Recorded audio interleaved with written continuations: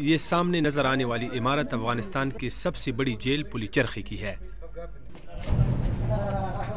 کابل شہر کے مضافات میں واقع یہ جیل ایک وسیع و عریض علاقے میں تعمیر کی گئی ہے۔ آج کل اس جیل میں کوئی 5200 ملکی اور غیر ملکی قیدی مختلف جرائم میں سزا کاٹ رہے ہیں، جن میں 130 پاکستانی قیدی بھی شامل ہیں۔ پاکستانی قیدیوں سے ہماری ملاقات جیل کے ایک افسر کے کمرے میں کرائی گئی۔ کو کراس کرتے ہوئے دروازے پہ گرفتار ہوا۔ 4 سال ہو چکے ہیں یہاں پہ۔ اچھا، تو کیا الزام آپ پہ لگایا گیا تھا؟ مجھ پہ الزام لگایا گیا کہ مطلب آپ یہاں پہ طالبان کی جاسوسی کے لیے آئے، جاسوسی کا الزام لگائے طالبان کے لیے۔ حرکت المجاہدین جو تنظیم ہے وہاں پہ پاکستان میں، یہ الزام لگایا گیا ہے مجھ پہ کہ تم حرکت المجاہدین کی طرف سے یہاں پہ جاسوسی کے لیے آئے ہو۔ تو کیا اصل حقیقت کیا تھی؟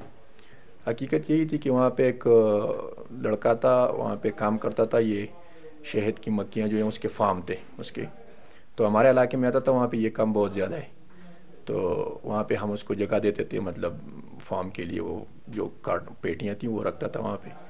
پھر میرے پولٹری فارم ہے وہاں پہ، تو میں اس وقت وہاں پہ جو برڈ فلو آئی ہوئی تھی، برڈ فلو میں بہت نقصان ہو چکا تھا، تو اس وجہ سے پھر میں نے اس کو بولا کہ یار اگر میں جلال آباد جاؤں یا کابل جاؤں، وہاں پہ مارکیٹ بناؤں پہلے سے، اور وہاں پہ مطلب یہاں سے مال سپلائی کروں وہاں پہ، تو کیسے ہوگا؟ اس نے بولا صحیح ہے وہاں پہ تو مطلب صحیح، مطلب جہاں پہ جو نقصان ہو چکا ہے یہاں پہ اس کی تلافی ہو جائے گی وہاں پہ۔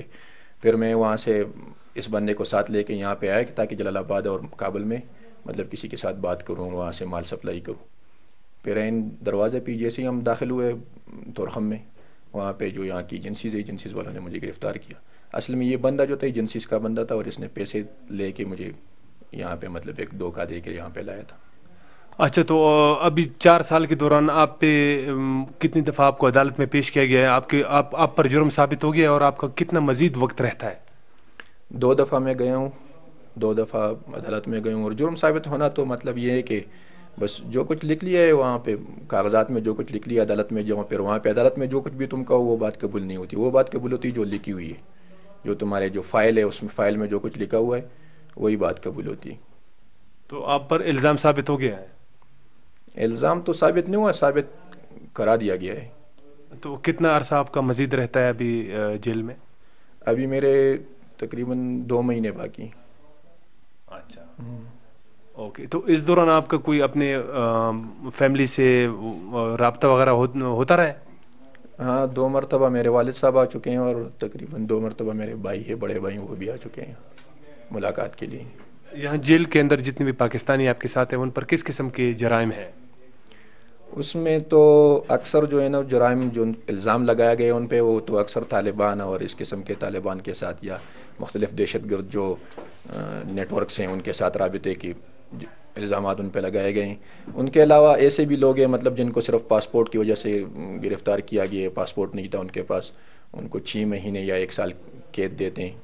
ایسے لوگ بھی بہت ہیں، یہاں پہ مزدوری کے لیے آتے ہیں، کیونکہ پاکستان میں وہاں پہ اکثر آج کل لوگ کہہ رہے ہیں کہ یہاں پہ امریکہ آیا ہوا ہے اور مزدوری کا کر تو ڈالر دیتے ہیں، اس وجہ سے لوگ یہاں پہ مزدوری کے لیے آ رہے ہیں، خاص کر صوبہ سرحد کے لوگ۔